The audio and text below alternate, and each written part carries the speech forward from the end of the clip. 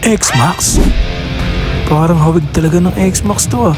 Pero 160cc lang.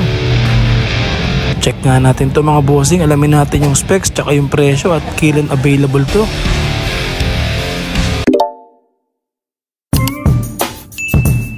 Good day mga bossing. Itong nakikita nyo sa harapan nyo ngayon ay bagong scooter from Bristol Motorcycle. Grabe no?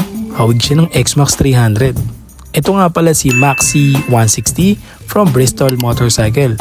Isang compact city driving pero mabilis na scooter na 160cc.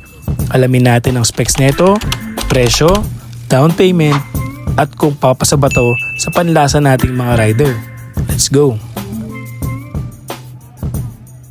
Ngayon ngang 2024 ay ang daming naglabasang scooter ngayon sa market na nanggagaling sa brand ng Bristol Motorcycle. So isa na dito yung Invictus at itong Maxi 160 na halos kamukha talaga ni X-Max 300 na Yamaha. Huwag nating patagalin, specs na kagad tayo mga bossing. 160cc single overhead camshaft, 4-stroke, 4 valves, fuel injected, liquid cooled din po ito. Max power niya 11.8 kilowatts at 8,500 RPM. For the max torque, 14.7 Nm at torque at 6,500 RPM. 126 ang kanyang record top speed, so depende yan sa rider syempre. For the instrumental panel, meron tayong dual colored instrumental panel with backlight adjustment or light control. Grabe no? Lighted buttons na rin po itong si Maxi 160. Ibig sabihin, kapag gabi umiilaw yung mga buttons mo, which is very good para sa gabi or night ride. Meron din siyang stop and start system, traction control system na pwede mong i-on at i-off, mode selector, passing light, adjustable brake lever, at sa braking power naman meron tayong dual disc brake, front and rear, dual channel anti-lock braking system or dual channel ABS, smart keyless control system na rin po itong si Maxi 160, 2 front compartment pocket with USB charging port. All LED lightings po tayo, walang problema sa mga ilaw with integrated signal light po sa facelift nitong Maxi 160. Medyo malapad ang gulong nito mga bossing, parehas po itong 13 harapan at likuran, 130/70/13 sa likuran.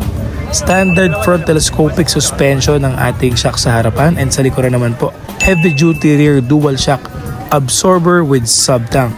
Syempre ang ilaw sa likuran X-Max inspired taillight. Yun. Syempre hindi ito kompleto kung hindi natin test drive, kaya test drive natin itong si Maxi 160 para malaman natin ang torque responsiveness, ang braking power at ang suspension play. Let's go.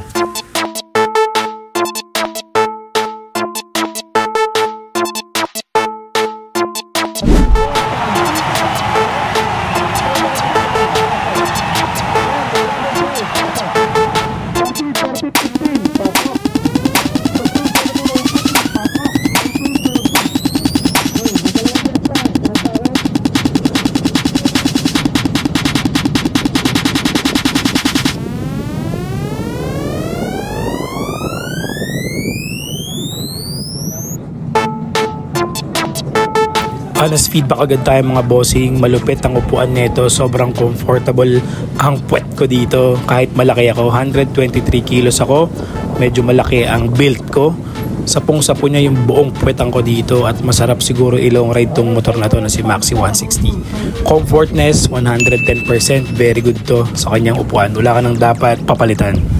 Then sa handling naman niya sa manibela, nagulat ako na kahit mukha siyang mabigat at malaki, napakadali lang itong i-maneuver.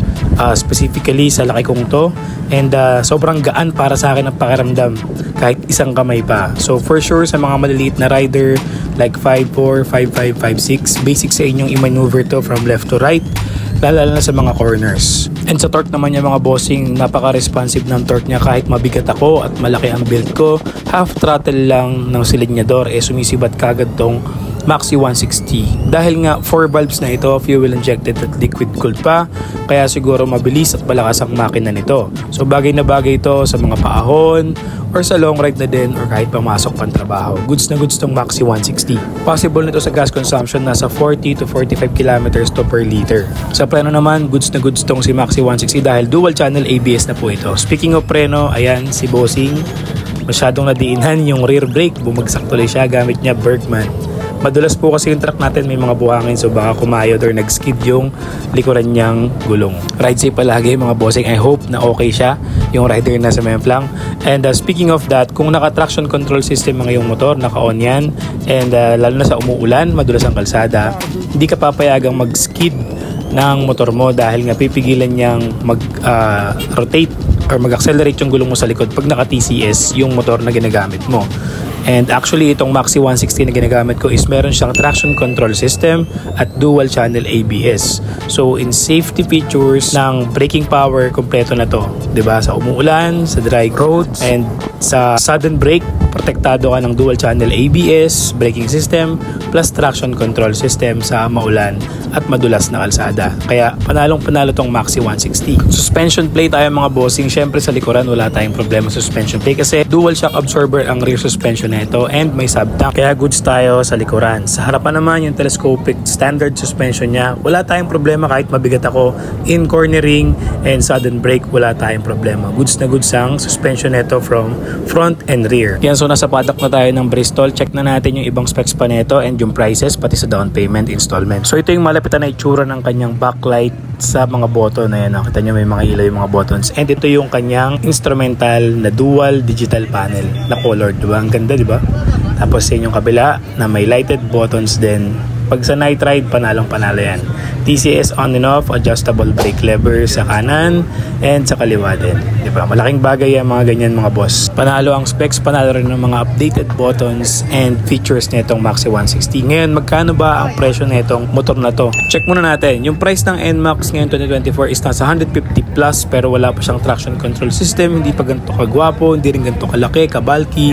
And yung updated na specs nito, hindi pa ata ganun yung NMAX. So, syempre, ang presyo lang nito is mas mababa pa sa presyo ng NMAX ng Yamaha. 148,800 pesos. Yes, you heard it right. 148,000 lang po itong Maxi 160 na to. At may down payment na 29,760 with 5,390 monthly for 36 months or 3 years, diba? Sulit na to para sa specs niya at sa price niya. Pero mas maganda, check nyo muna yung itsura niya sa Bristol Motorcycle Caloocan and mag-inquire na kayo. And I believe pwede ka na magpa-pre-order nito para makuha mo yung discount kung meron man. So, panalong-panalong yung price nito para sa specs niya. Dual channel ABS, traction control system, adjustable brake lever, naka-facelift na, integrated na yung signal light, tapos fuel injected, 4 valves and liquid cooled. At ang ultimate na question again, papasa ba to sa ating mga rider? Comment nyo nga dyan kung pasok sa inyo tong Maxi 160. So once again, this is Vlog Nicosa. Check out the Maxi 160 from Bristol Motorcycle. Let's go!